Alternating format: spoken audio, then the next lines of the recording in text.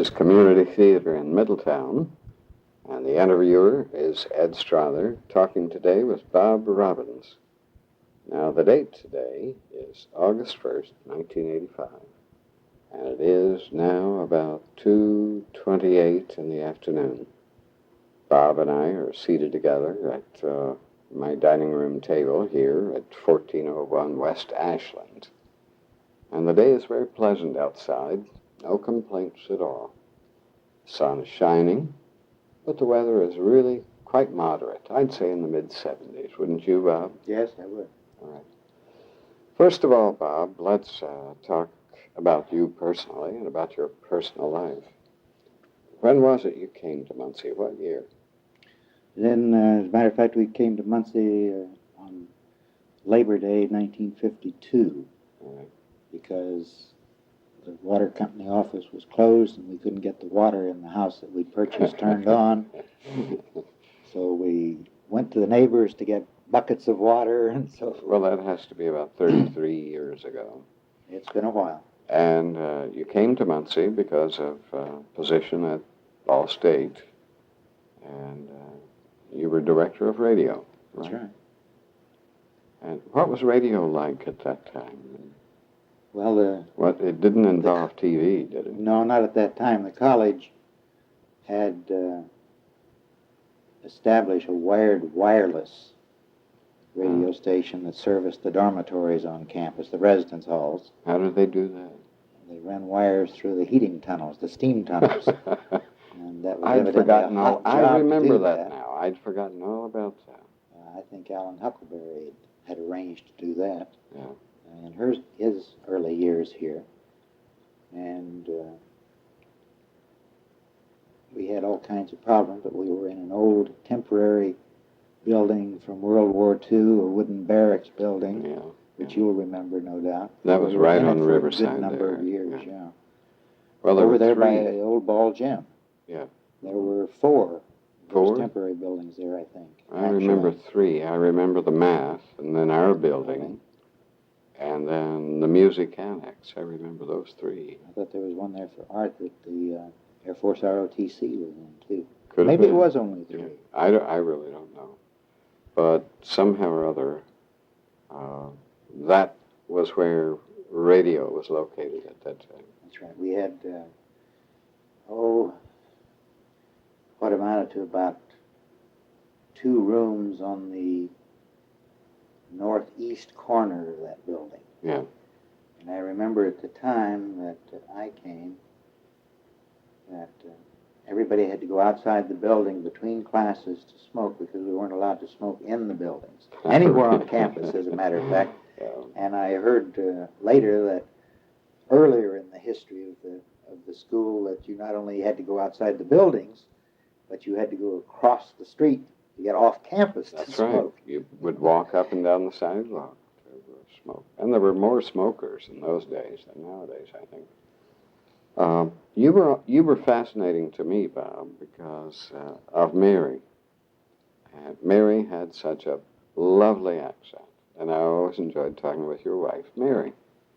And it wasn't until you had been here for a while that I realized that she wasn't an American.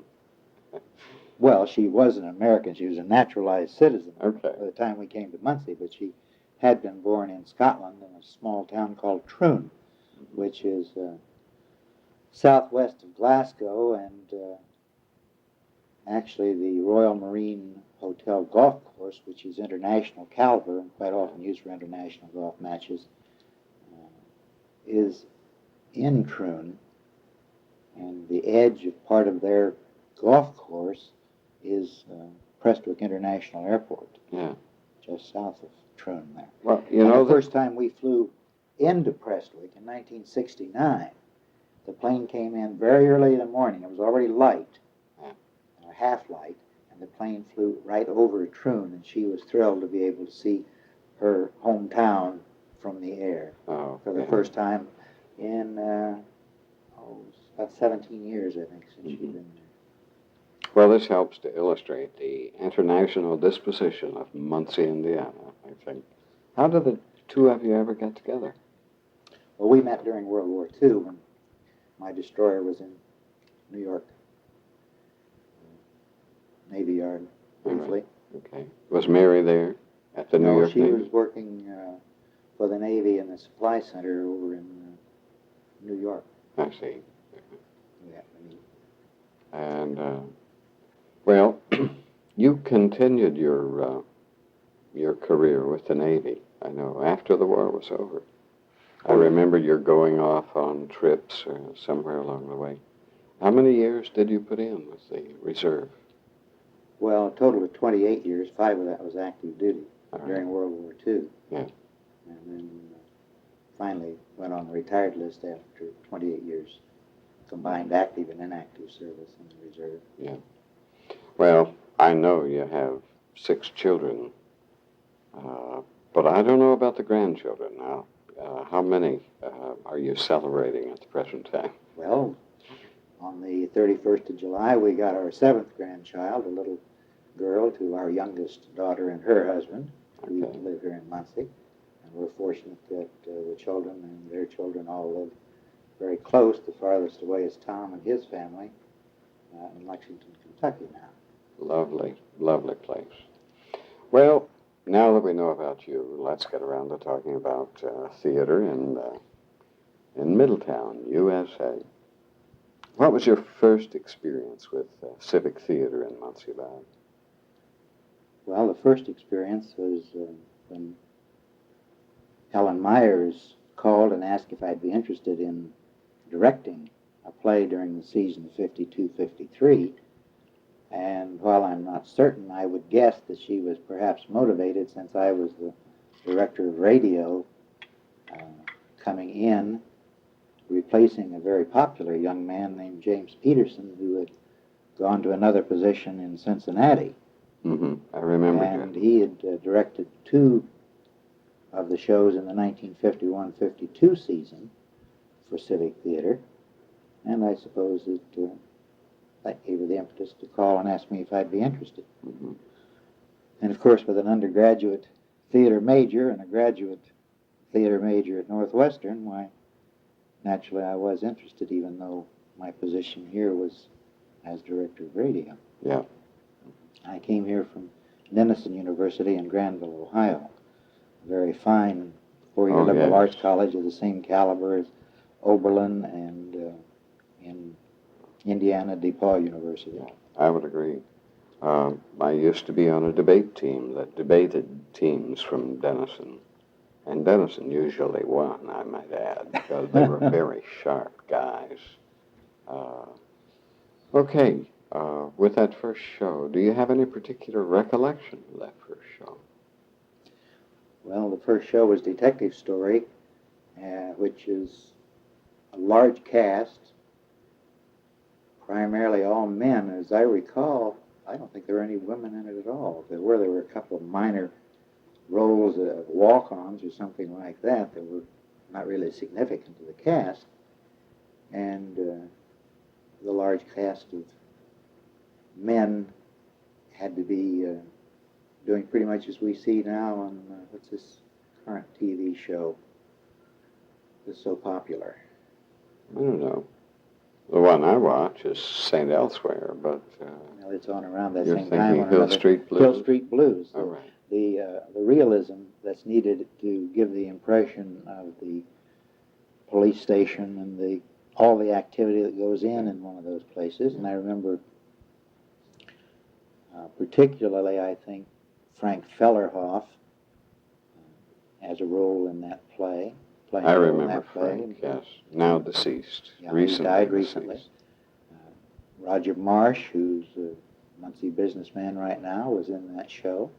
Yeah. I can't remember if Irish Waltz was in it or not. He was in so many shows. He probably was in there. He might Well, have I'm been. waiting for you to mention one other name who I think was in it, because I saw the show. Wasn't Ed Langus in there? In Detective Story? It seemed to me that Ed had the lead. He may well have. I don't recall right at the moment. Well, it's not not I important. didn't bring a list of the shows. Well, and after all, remember, I that's have the same trouble. 30-odd years ago. Only 33, Bob. You ought to hang on to that. Well, and on that basis, you see the old aphorism that as you age, your memory gets less effective. Oh, no, I sort of sharpened up, you know. In my case, it's the reverse, I think. Well, I think I remember Ed Langus in that show, but I could be wrong. Well, I know I have worked with Ed, Mhm. and whether it was that show or not, I don't know. But your first show was a detective story. That's right. Okay. And it's probably too much to ask to recall the second show that you worked with. Well, it wasn't the following season, because at that time, as I recall, the board was torn in the conflict that in the past they had pretty well used one director for an entire season, doing all the shows. Yeah. And the season of 51-52, they'd used two. Then in 52-53, they used three directors. Harcourt Morrow, who you remember, is on the very board, well. past president, Yeah. did one show. I did one, the detective story, and Charles Dosh did two of them. Dosh was a man from Indianapolis. I've never met him, that I recall. And he was quite popular as director of Civic, but Yes. he usually also took one of the major male roles in a show, and both played on stage as well as directing it. Well, he directed a show that I was in. I was in the Remarkable Mr. Pennypacker, and Charlie directed that. And very, very competent director, and certainly very giving of his time to travel over here nightly and direct people for a very, very minimal kind of compensation. In addition to the directing, maybe I'm jumping ahead of you, but forgive me. I know that somewhere along the way you became a member of the board and you were also president of the board. Yes, but I'd like to back up just a minute. Okay. I never did get around to answering your question about the second production. I digressed. Okay. And the second one was a show called Country Girl. Oh, yeah. And that same season of 54-55, one called Time Out for Ginger, with a sparkling little local girl named Cynthia Gearhart, as I recall, playing the lead in that as Ginger. I didn't see that. I saw the first of those two. And I may be mistaken in my memory, but it seemed to me that Ed was in Country Girl. Ed Langus. Yes, Country Girl. I think he was, yeah. Then the season after that, Dial M for Murder. And I remember that one because Bob Miller had recently arrived in town and had been active establishing a dance studio and was interested in theater. And we got him involved. And after that initial involvement, as I recall, with Civic and Dial M for Murder, he went on and directed many, many shows for Civic. It's true, he did. And Bob was a good performer and a good director. And a very fine person, too. Yes. I don't remember the cause, but unfortunately he died at a fairly early age. I think it was heart. And, Was it his heart? well, he got his master's in French and taught French at an Eastern high school. I don't know just where. And we learned several years later that he had died because of a severe heart attack. Now, is it fair to ask my question about the board? Or? Yeah, I think it is, because I worked in Civic for several years before I got on the board, and it seems to me that my years on the board were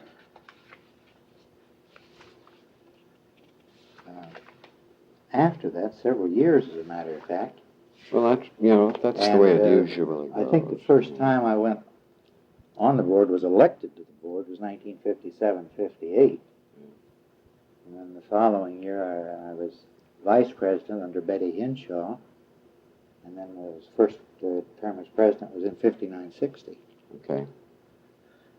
And then, of course, at that time, we had a system where after 3 years you went off the board. You had to be off at least a year. Yes. Before you were eligible to be back on, and I don't know if that still prevails or not. I don't know either. But I do know that, well, that the longevity of Civic Theater is attributable to a number of people who have been on the board and off, but continued to work, and then went on the board again. So there's been a great deal of continuity among the personnel on the board.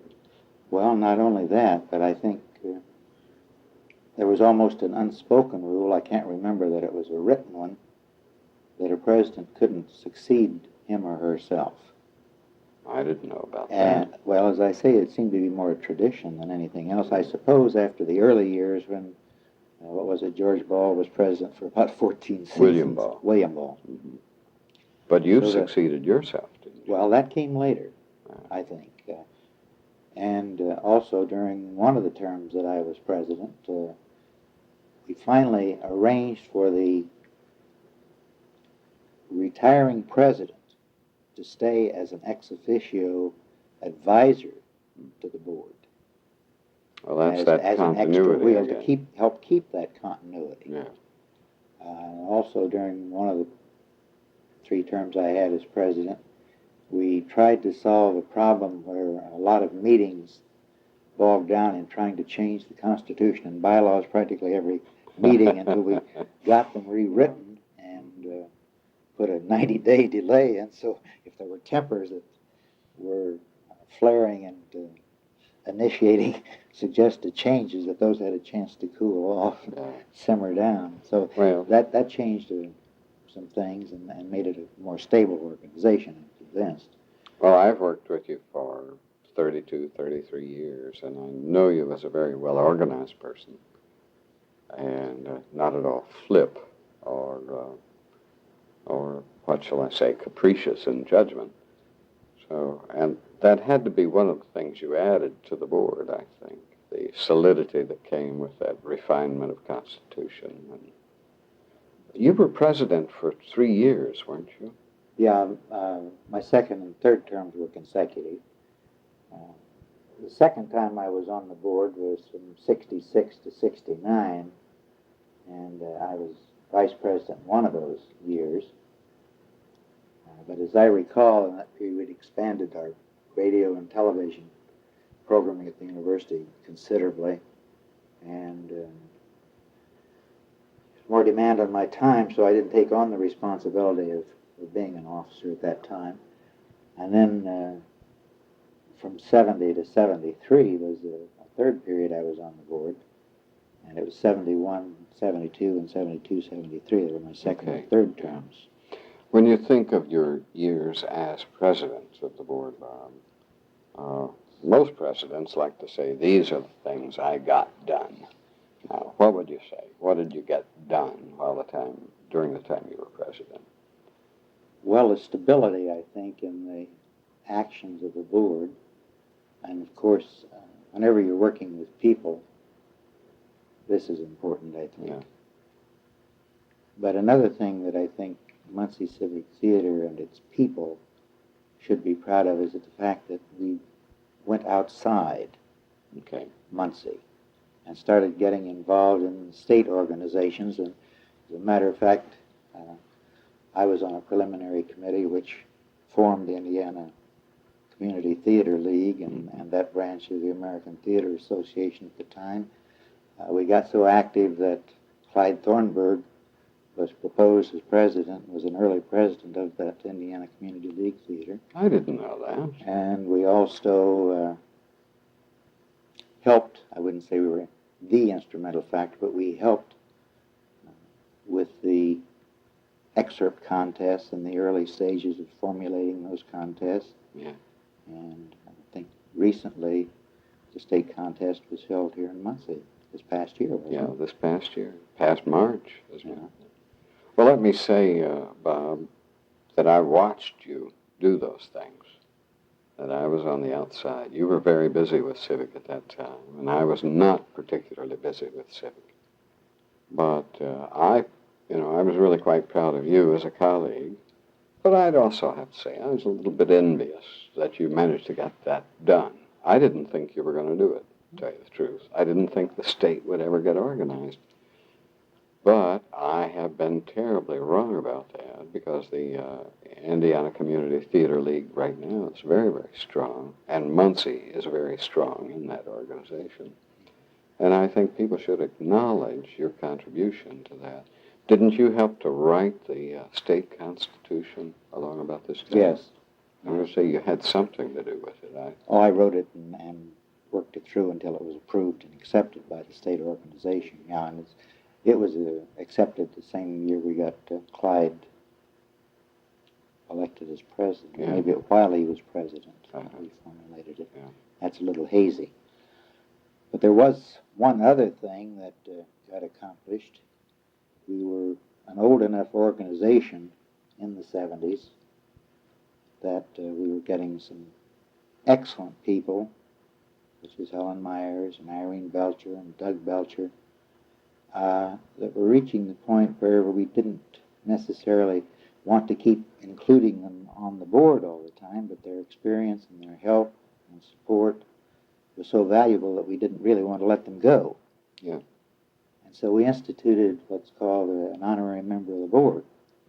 And the first two that were chosen as honorary members of the board of directors for the rest of their lives were Helen Myers and Irene Belcher. Oh, that's wonderful. And I know there are more people now that have been designated as that. And I was rather pleased with that because that gave them the opportunity to continue participating if they wish and if they felt like it, and to realize some recognition from all the years that they had contributed to the success of Civic Theatre in the community. Well, I don't think that is an honor that has been extended to many people. The board has ceased to be an honor if it just were given out all the time. Yes, the board has been rather chary of making everybody an honorary member. But let me offer to you my congratulations, because Indiana, in the Indiana Community Theater League, and now the National Community Theater League, Indiana and Muncie Civic Theatre has been very, very well represented. So that Indiana, as a state, has had its theaters selected to represent the nation at an international festival. So we've been very, very fortunate. And your part in that organization, I think, really ought to be duly recognized. Well, thank you for opening up an area, because that's another thing I think that helped extend Muncie Civic Theater's scope, not only beyond the boundaries of Muncie and Delaware County, but beyond the state of Indiana into the international area, because I helped plan and escorted a trip in 9 or 10 days early in 1973 to take a group primarily of Civic Theater people to London for some theater productions. You know, that really ought to be an annual kind of thing now. I'm sure there would be many, many people who would want to do that. Well, I'm sure there are, but it's gotten more and more expensive, too. That's true.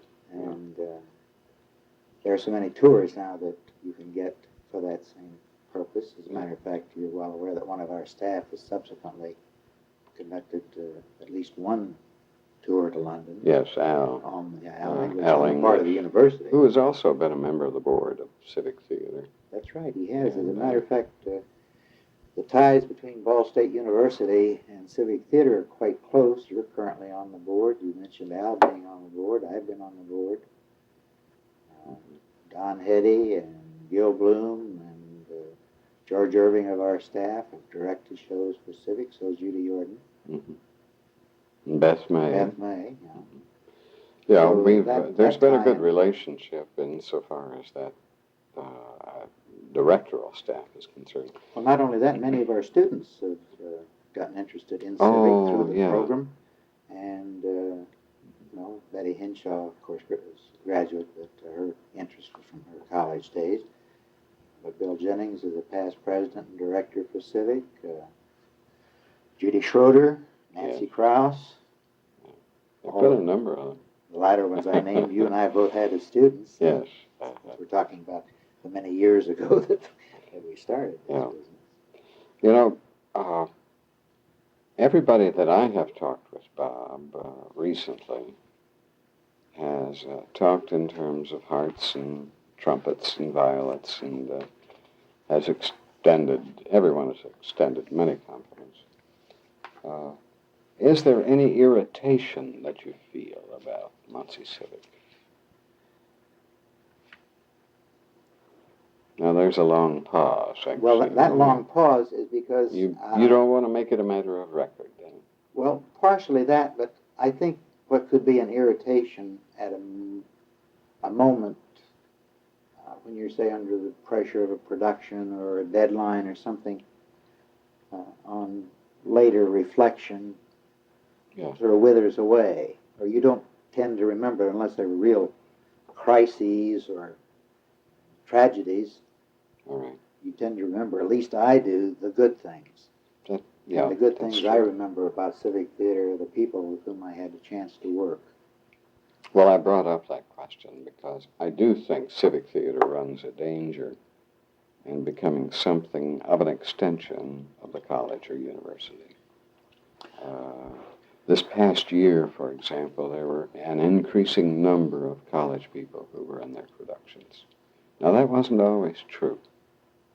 This is true, but I remember that as a problem from the earliest associations I had with Civic Theater, that they wanted to be a civic theater. They didn't really want to rely on the university. Right.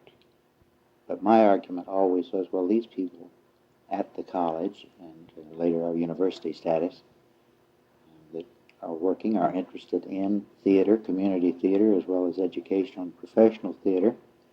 And why shouldn't we use that expertise?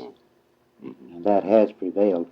But it rears its ugly head as a feeling, I think, in people in the community from time to time, when too many of us do get involved at the same time, that, well, they're trying to take it over. I remember talking with Helen Myers, and Helen Myers would say, I love the college, but I don't want to rely on the college. This is for the community, the total community.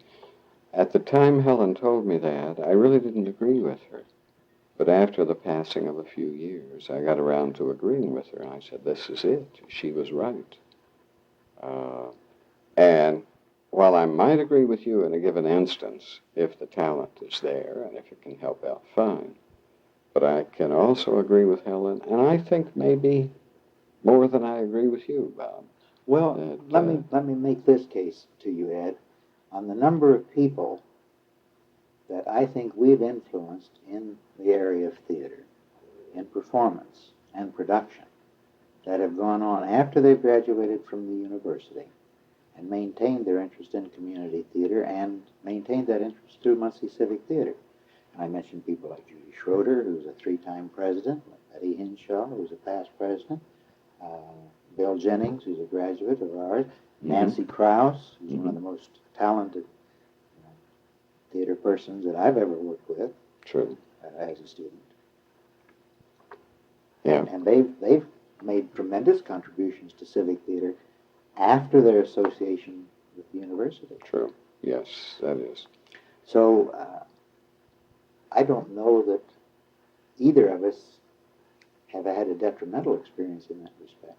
I don't. Well, I think it's enhanced civic theater's ability, and both before the audience and members of the cast and in the directing has been done on the productions. Right now, Civic Theater does want to expand its influence and opportunities to participate. And anytime a committee chairman is appointed, then the directive goes out, get people involved in a broad spectrum of people. We have about a minute, I think, left on this tape, Bob. Is there some kind of comment you want to make or a question I should have asked and failed to? Well, I don't know that I've put you on the spot that way, and it's certainly been a fast half hour. Yeah. But people work in and out of the civic. For instance, my interest turned to international theater, I think, and studying theater abroad, not only in Great Britain, but through the International Festival at Edinburgh and the International Theatre Festival at Dublin, Ireland, both of which I've attended several times. Of seeing Shakespearean productions given in German when I lived in Austria and Germany, and confessing my German isn't good enough to know it all, but knowing the Shakespeare and the plot, well, I was able to follow it all right. And certain individuals really devoted their lives to theater in Muncie Civic Theatre, and I think are the mainstay of that. But as people have their interests change, well, they'll go back to Civic, I think.